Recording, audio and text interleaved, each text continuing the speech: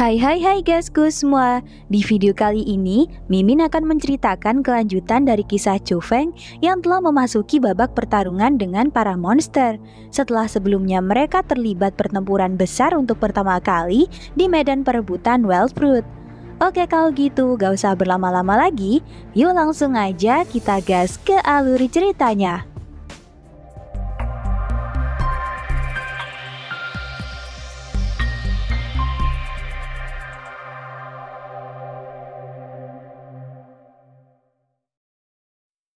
Chu Feng pun melihat beberapa gerombolan monster serigala yang sedang mengincar mereka.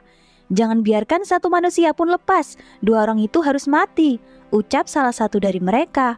Melihat para monster serigala yang tiba-tiba menyerangnya, Chu Feng pun langsung menyadari jika mereka adalah anak buah dari Zero. Ketika bertarung, Chu Feng pun merasakan jika para monster itu sangatlah kuat. Di saat yang bersamaan, sebagian dari mereka juga ada yang sedang mengejar Lu Xiyun. Sementara itu, Chu Feng pun segera menyadari jika para serigala itu bukanlah monster biasa. Chu Feng juga berpikir jika mereka berhasil mengejar Lu Xiyun, maka hal itu akan sangat berbahaya.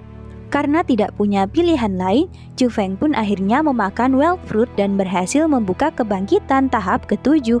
Sontak dengan teknik The Bird of Mud Ox, ia pun berhasil membunuh para monster serigala itu dengan segala serangan.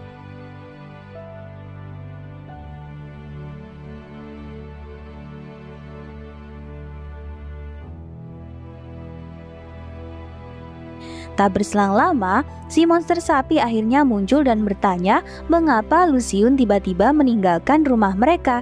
Chu Feng yang sudah kehabisan tenaga pun menyuruh si monster sapi menggunakan indera keenamnya untuk mendeteksi keberadaan Lu Xiyun.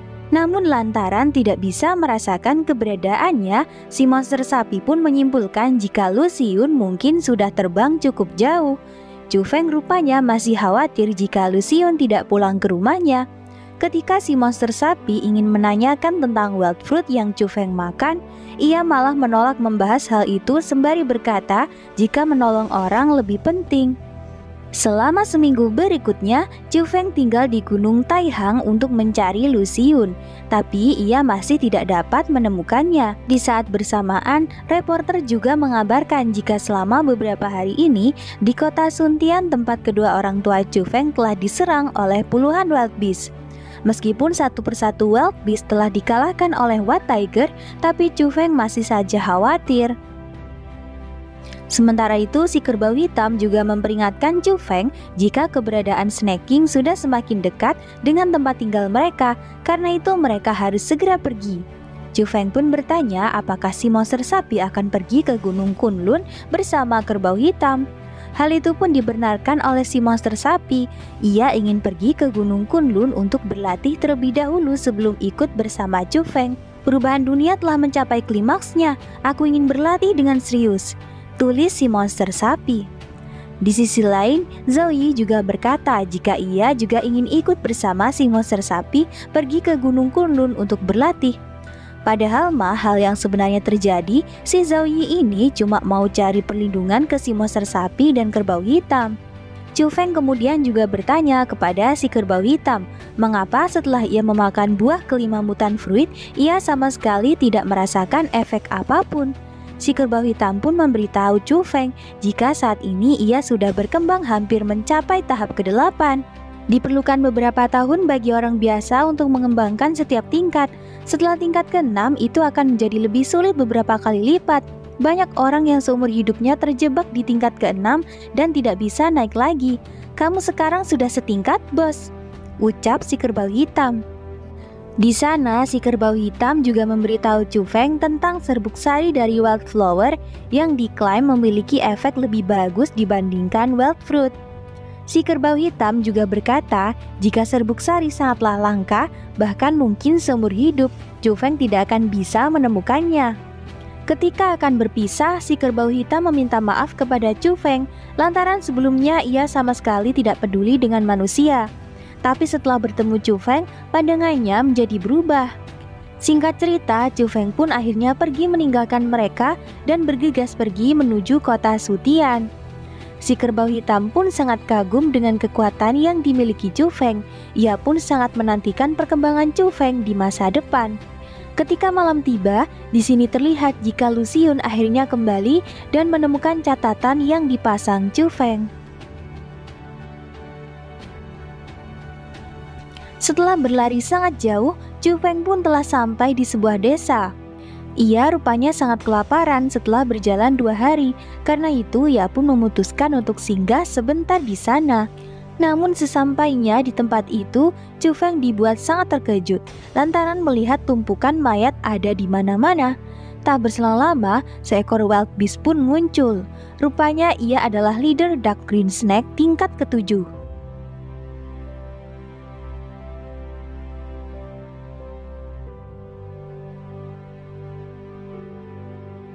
Di sana Chu Feng pun bertanya, apakah si Snake Green ini yang telah membunuh semua orang yang ada di desa itu?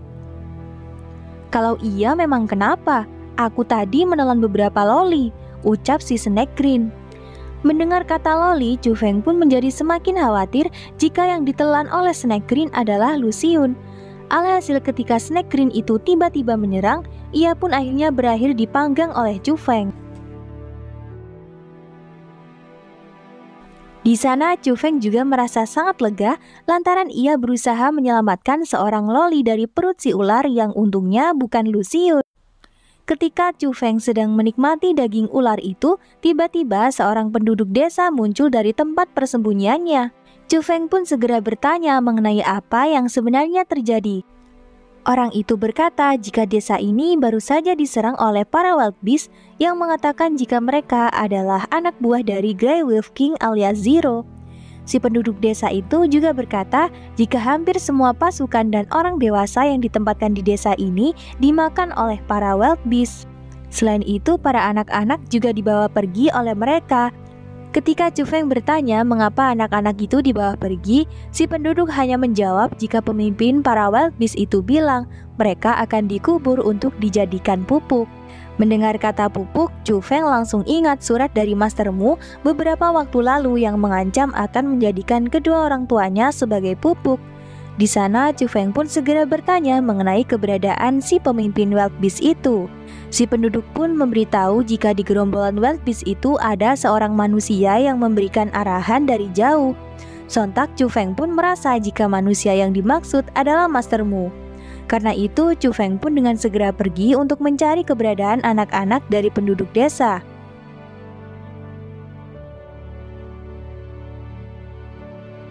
Chu Feng pun kemudian menggunakan teknik divinity untuk mendeteksi keberadaan dari anak-anak tersebut.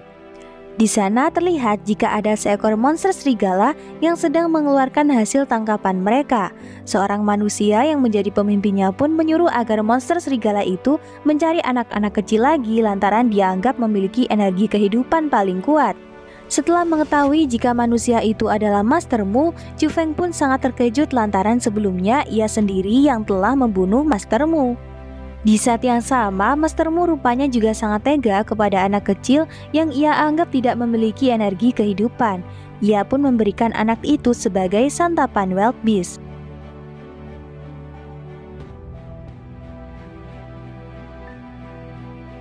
Tak berselang lama, Chu Feng pun telah tiba dan langsung membunuh wild beast itu.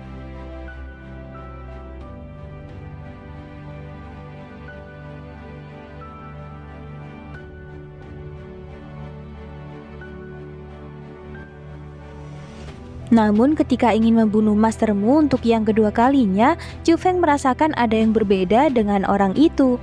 Chu Feng pun bertanya mengapa Master Mu bisa menjadi anak buah Wolf King. Akan tetapi Master Mu rupanya tidak peduli. Master Mu merasa jika saat ini ia hanya sedang berpindah dari pekerjaan lamanya ke pekerjaan baru yang lebih menjanjikan. Mendengar ucapan Master Mu semakin membuat Chu Feng semakin marah. Alhasil untuk menyelesaikan permasalahan mereka di masa lalu, Master Mu akhirnya menunjukkan kekuatan barunya yang sudah berada di tingkat ke-8.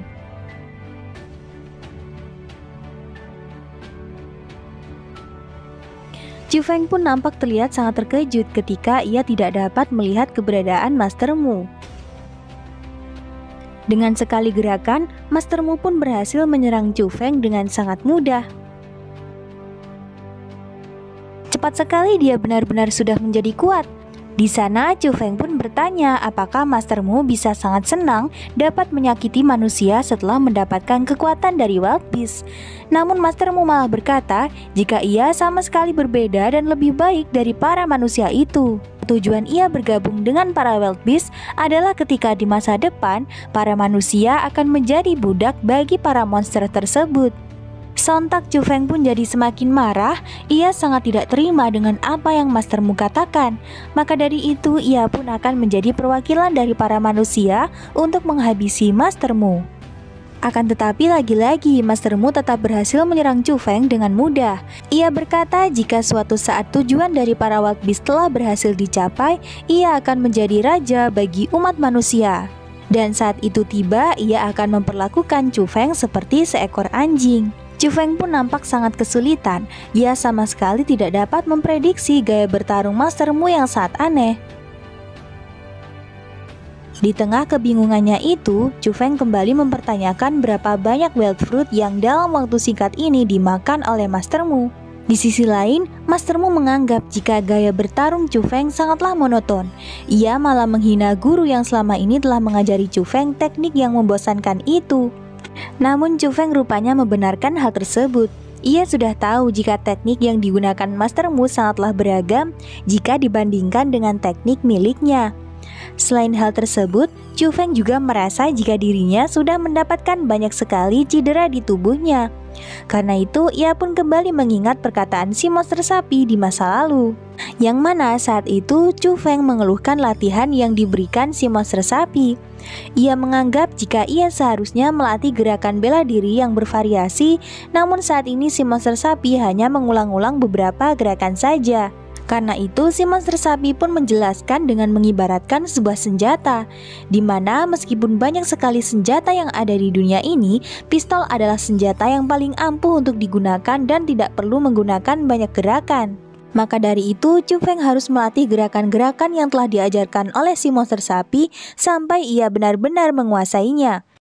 Alhasil setelah mengingat perkataan dari si monster sapi, Chu Feng pun langsung fokus dan menggunakan kekuatan yang telah ia latih dengan sangat keras.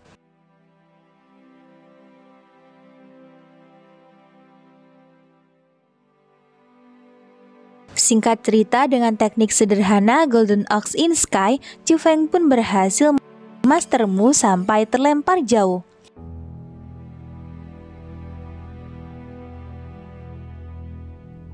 Melihat hal itu, Chu Feng nampaknya ragu-ragu apakah Master Mu sudah mati dan masih bisa bertahan seperti yang terjadi terakhir kali.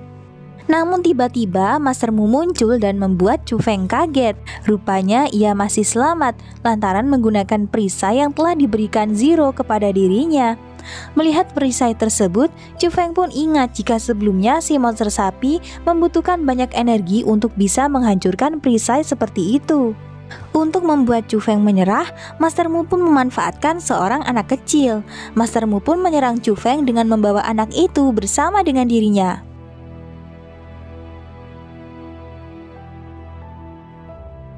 Setelah berhasil memberikan luka fatal kepada Chu Feng, Master Mu masih saja melemparkan anak kecil itu ke jurang. Di sana, Master Mu pun memasangkan sebuah jimat ke tubuh Chu Feng agar ia tidak bisa bergerak. Di saat yang sama, Luciun untungnya berada di sana dan berhasil menyelamatkan anak itu.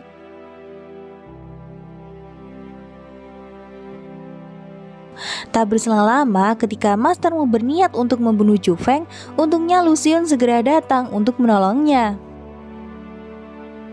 Namun Luciun juga menyadari jika serangannya pada Master Mu tidak mempan. Di sisi lain, Chu Feng pun mengira jika selama ini Luciun selalu mengikutinya secara sembunyi-sembunyi. Akan tetapi Luciun membantah hal tersebut. Si Loli itu hanya mengatakan jika ia masih sangat membenci Chu Feng. Tak berselang lama, Master Mu pun kembali melancarkan serangannya. Tapi untungnya, Luciun dengan segera berhasil membawa Chu Feng pergi dari sana.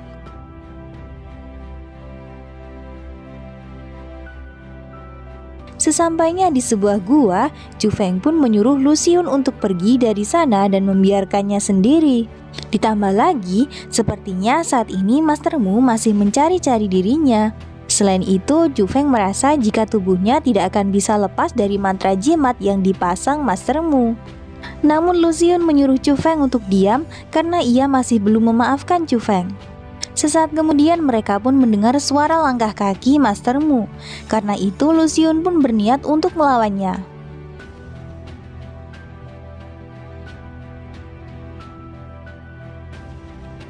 Mereka seharusnya tidak pergi jauh. Jika aku mencarinya, pasti akan kutemukan, ucap Master Mu.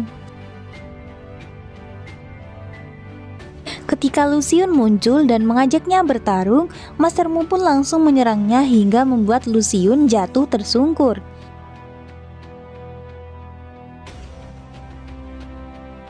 Master Mu pun terus menghajar Lu Xun sembari bertanya mengenai keberadaan Chu Feng. Tapi ketika Lu Xun menolak untuk memberitahukan keberadaan Chu Feng, Master Mu pun terus memukulinya dengan batu.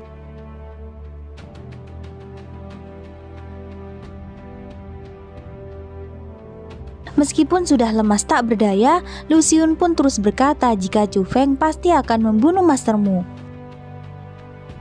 Tentu saja hal itu pun semakin membuat Master Mu bersemangat untuk memukuli Lu Xun.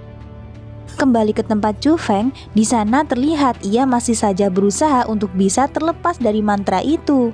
Tak berselang lama, tiba-tiba tumbuh bunga dari biji yang beberapa bulan lalu ia telah tanam.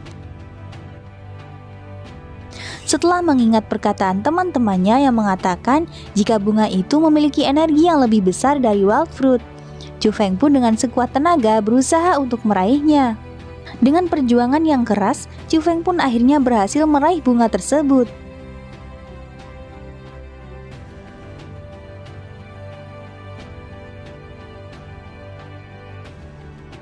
Di saat yang sama, terlihat jika tubuh Lu Xun sudah semakin menyedihkan sekali. Ih, lagian si Mu ini kok tega banget sih, padahal lawannya cuma bocil. Namun ketika Master Mu berniat untuk meninggalkan Lu Xun, si loli itu malah berusaha untuk menghentikan Master Mu. Tentu saja Master Mu pun semakin marah dan ia pun kembali menghajar Lu Xun. Hingga ketika Master Mu berniat untuk menghabisi nyawa Lu Xun, Chu Feng pun akhirnya muncul dengan wajah coolnya.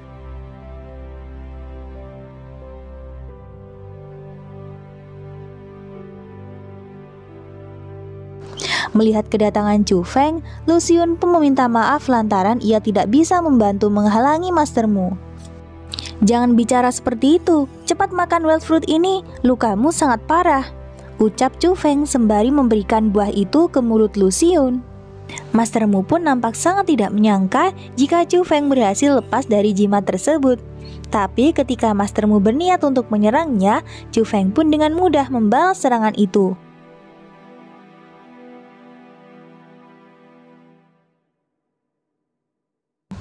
Dengan serangan Golden Oxine Sky, Chu Feng pun menyerang Master Mu dengan sangat brutal. Singkat aja, kini Master Mu pun terlihat sudah di ambang kematiannya.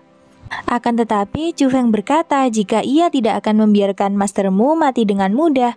Ia pun memberikan wild fruit kepada Master Mu agar ia kembali pulih. Karena itu, Master Mu terlihat sangat senang sembari berkata jika Chu Feng sebentar lagi akan membayar untuk kesombongannya. Namun lagi-lagi, Chu Feng berhasil membuatnya babak belur hanya dengan satu kali tendangan saja. Kejadian itu pun terus berulang hingga membuat Master Mu kewalahan.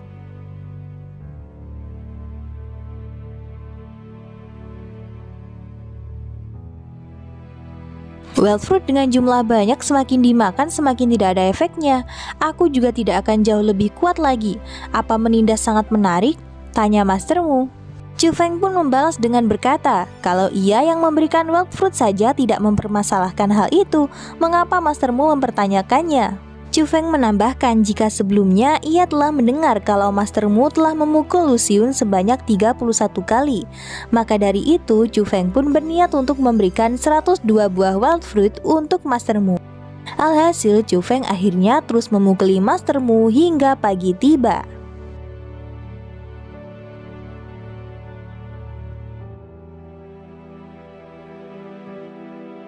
Di sana Chu Feng pun mengatakan jika utang Master Mu kepada Lu Xiyun sangatlah cukup meskipun ia harus merelakan wild fruit yang sedari awal dipersiapkan untuk diberikan kepada kedua orang tua Chu Feng.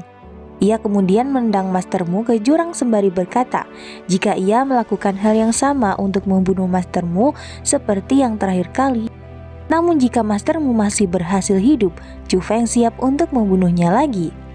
Setelah menyelesaikan masalah tersebut, Chu Feng pun kembali ke desa dengan membawa anak-anak yang telah ditangkap oleh Master Mu. Di tempat itu, Chu Feng pun berada di sebuah rumah yang kelihatannya masih terlihat bagus. Karenanya ia pun berniat untuk beristirahat terlebih dahulu. Tak lupa ia pun menyuruh Lu Xiyun untuk segera mandi ketika si loli itu sedang fokus melihat artefak yang diberikan penduduk desa kepada dirinya. Mereka bilang bisa menaruh banyak barang di dalamnya seperti kantung Doraemon, ucap Lu Xiyun. Di sana ia pun memasukkan artefak panah Chu Feng ke dalam benda tersebut. Singkat cerita, terlihat Chu Feng sedang fokus memperhatikan segel dan buku jurus yang telah ia rampas dari Master Mu sebelumnya. Namun ia hanya bisa menemukan garis umum dari jurus tersebut. Karenanya Chu Feng pun memprediksi jika metodenya mungkin berada di tangan Grey Wolf King. Di saat yang sama dengan ekspresi ngeselin, Lu Xiyun menyuruh Chu Feng untuk tidak mengintipnya ketika sedang mandi. Tapi dengan sangat ketus, Chu Feng pun menyuruh Lu Xiyun untuk tidak perlu khawatir lantaran tidak ada yang bisa dilihat dari dirinya. Lantaran merasa ada yang salah dengan ucapannya, Chu Feng pun sedikit menggoda untuk menyenangkan Lu Xiyun dengan mengatakan jika sebenarnya ia sangat ingin melihat si loli itu mandi. Tentu saja si loli yang kesal pun langsung melempari Chu Feng. Ketika situasinya sudah tenang, Lu Xiyun pun memberitahu Chu Feng jika sebentar lagi ia harus kembali ke kota Suntian untuk menemui kakaknya. Ketika Chu Feng bertanya mengenai seperti apa kakak Lu Xiyun, si loli itu pun bercerita jika suatu hari di kota Suntian terlihat banyak sekali pendemo sedang berada di depan rumah keluarga White Tiger. Di sana para pendemo itu menuntut agar White Tiger tidak melakukan pembunuhan kepada para monster karena tidak dianggap selaras dengan alam. Seorang pengawal pun sangat marah. Ia mencoba menjelaskan jika bukan karena tuannya yang berkali-kali membunuh para wild beast, mungkin saat ini kota Suntian sudah porak-poranda. Sangat keterlaluan, binatang kecil adalah salah satu bagian dari alam yang indah. Kita seharusnya selaras dengan wild beast, ucap salah satu pendemo. Mendengar tuntutan yang tidak masuk akal itu, White Tiger pun menyuruh si pendemo untuk berada di garis depan dan berbicara sendiri dengan para wild beast. Namun si pendemo itu malah berkata jika berada di garis depan adalah tugas White Tiger dan tidak ada hubungannya dengan mereka. Akan tetapi ketika White Tiger bertanya bagaimana jika wild beast itu masuk dan menyerang kota, si pendemo malah berkata jika hal itu sampai terjadi, mereka tidak akan memaafkan White Tiger. White Tiger yang sangat kesal itu pun langsung menendangnya.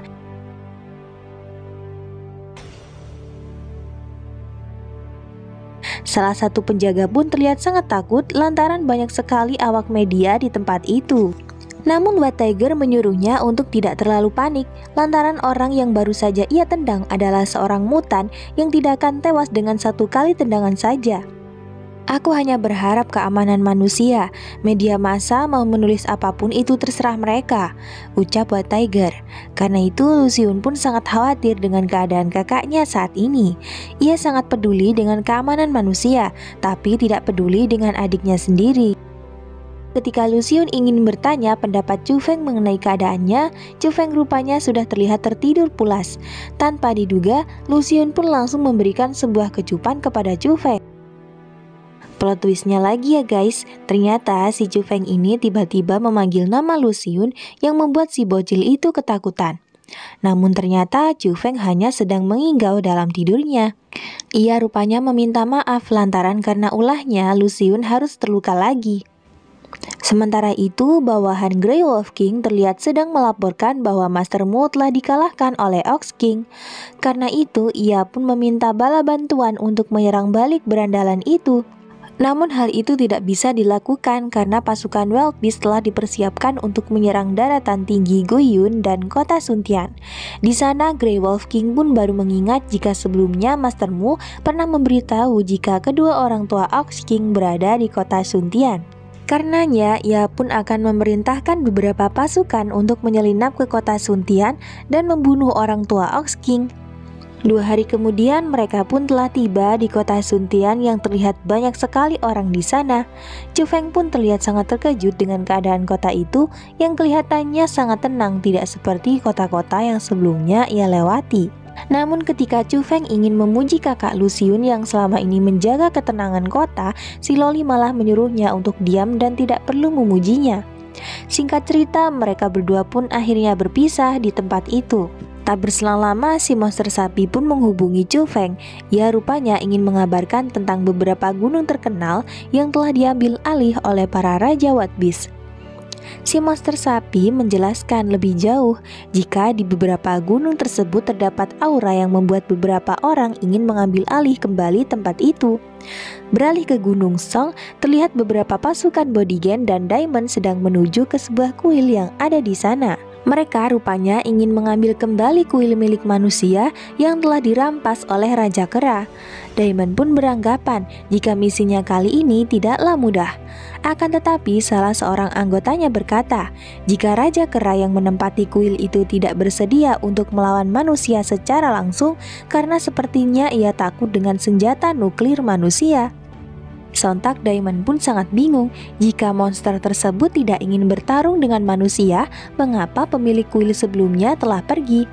Alhasil si Jamal pun menjelaskan jika beberapa waktu yang lalu monster kera itu sendirian datang menemui kepala biara yang telah siap dengan para pasukannya. Sang kera pun beralasan dengan berkata jika ia sudah menjadi seorang biksu dan tidak ingin bertarung dengan manusia. Tujuan ia datang ke sana adalah untuk membantah soal pemahaman Dharma dengan kepala biara dan yang menang akan mendapatkan kuil. Sontak sang kepala biara pun tanpa pikir panjang langsung setuju dengan kesepakatan tersebut. Namun sialnya ternyata si keralah yang memenangkan perdebatan itu. Setelah kekalahannya, mantan kepala biara itu pun pergi dari kuil membeli penumbuh rambut dan kembali ke kehidupan duniawi. Setelah mendengarkan cerita tersebut, Diamond pun tak menyangka jika kecerdasan para Wild Beast sudah sehebat itu. Karenanya ia pun memutuskan untuk bertarung yang dianggap jauh lebih praktis. Dengan sangat pedenya, Diamond pun menunjukkan kemampuan barunya, yakni Falzura yang telah ia pelajari selama 10 tahun dengan susah payah. Singkat cerita, setelah sampai di sana, Diamond pun langsung membuka pintu kuil dan meminta si Raja Kera itu yang sedang melatih seekor kera kecil. Di sana ia pun melihat jika kera kecil itu berhasil menunjukkan teknik 19 Falzura di hadapan sang guru.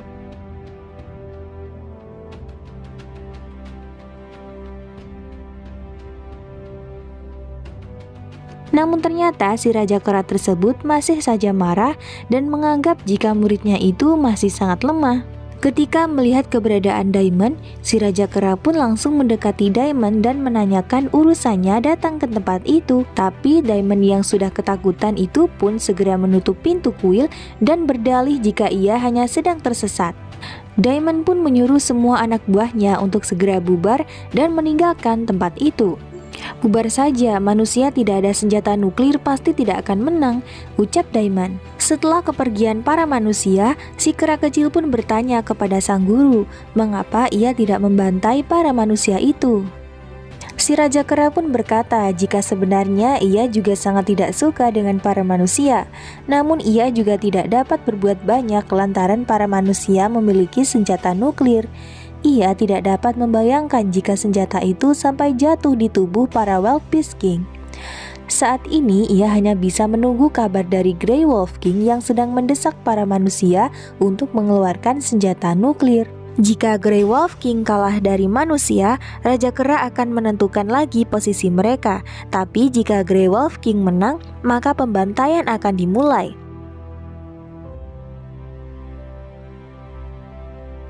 Di sisi lain terlihat beberapa orang jadi-jadiannya yang sedang mengincar Chu Feng. Si pemimpin pun berkata jika mereka tidak bisa membunuh Ox King, maka mereka akan membunuh orang tuanya. Akankah Chu Feng berhasil menyelamatkan keluarganya dari rencana busuk itu? Kita akan mengetahui di video pembahasan alur cerita komik part selanjutnya. Jadi jangan lupa subscribe untuk notifikasi berikutnya ya.